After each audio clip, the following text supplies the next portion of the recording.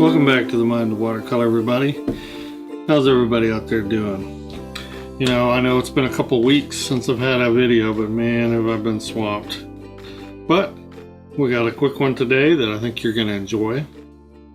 I'm going to show you some techniques in seeing, studying, and sketching trees to help you see and paint and draw trees better. Trees are a very kind of complex subject. Being able to see the essentials is the key to really drawing anything. Seeing the basic shapes. If I could get you to understand one thing, is that you need to see them as shapes and three-dimensional masses. Forget about all the limbs, forget about all the leaves. So important, guys. Now, as a bonus, trying out these two products, which I've not ever tried. Well, I've tried the marker. Okay, you guys have requested that I just do more showing you using a marker. It's a great study tool. It's a great sketching tool. So I'm going to be using this Hooker's green marker and this visual journal from Strathmore. They make several different kinds. This is the mixed media one. It's not the watercolor one. They also make one just for watercolor. It's really just their Watercolor 400.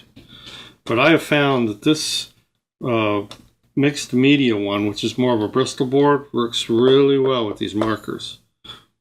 So keep that in the back of your mind as you're watching this. This is the materials I'm using, and it's just sort of a demo of how those materials work. I think they work really great. So let's get into it.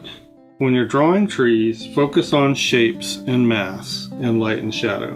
And this is a really great plein air exercise. You need to look at it almost like a collection. Go out, observe these. Don't just take the shapes that I'm going to draw for you. Go out and find your own. Characterize them in your own mind. And by shapes, I'm talking about the overall shapes. Very common shape is what I like to call the bullet. You know, shaped like a bullet. And I'm going to throw a little wash on here just to give you some three-dimensionality. These are going to be quick little studies. And yes, I'm over-exaggerating the shapes.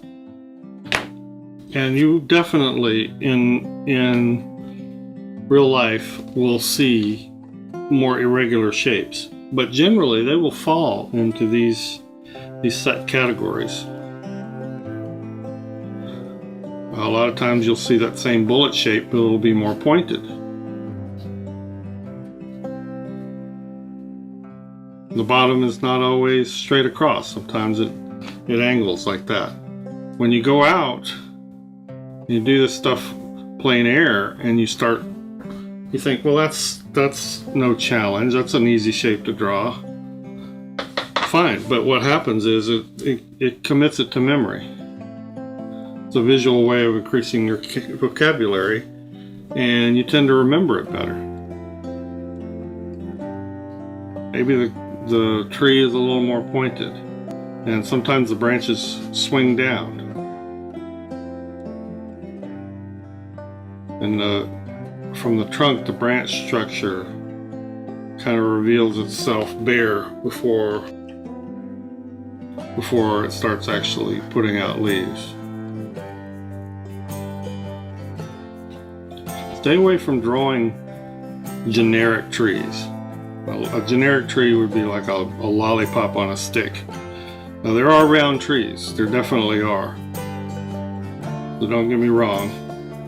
But look for the interesting, the unusual.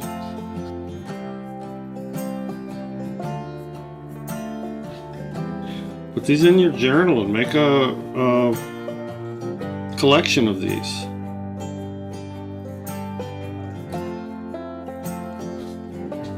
Back to the markers, you can see how they make a nice little loose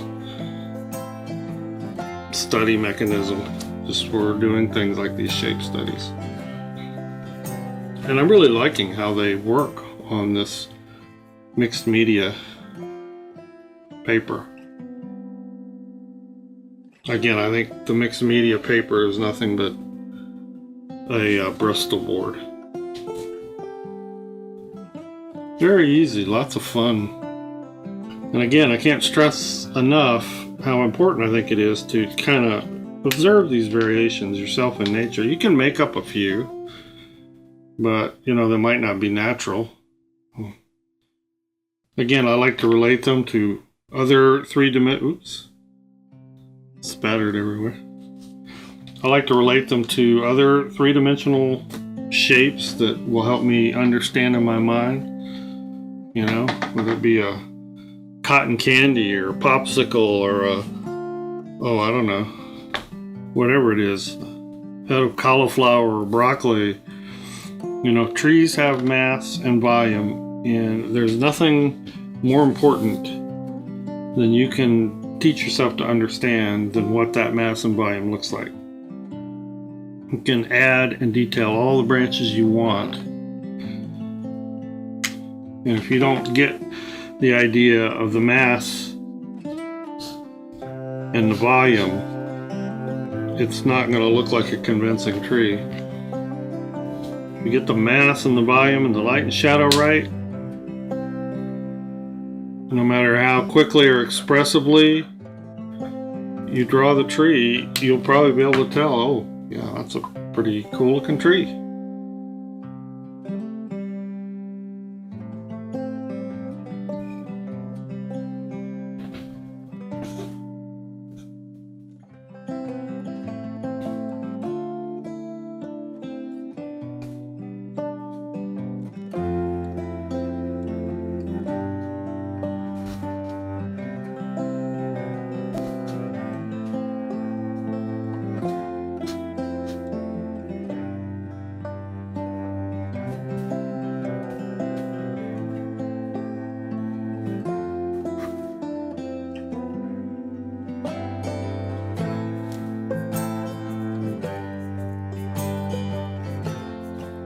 And you will be amazed when you're painting these in plein air on location and you see a shape and go, oh, there's a tree shape I want to paint. While you're sitting there actually looking at a real tree, you'll be surprised how much more convincing your sketch is going to be and how much more convincing the tree is going to look, because you're actually sitting there looking at a real tree. It's a big temptation to draw a tree out of your head instead of your mind, because it's pretty easy.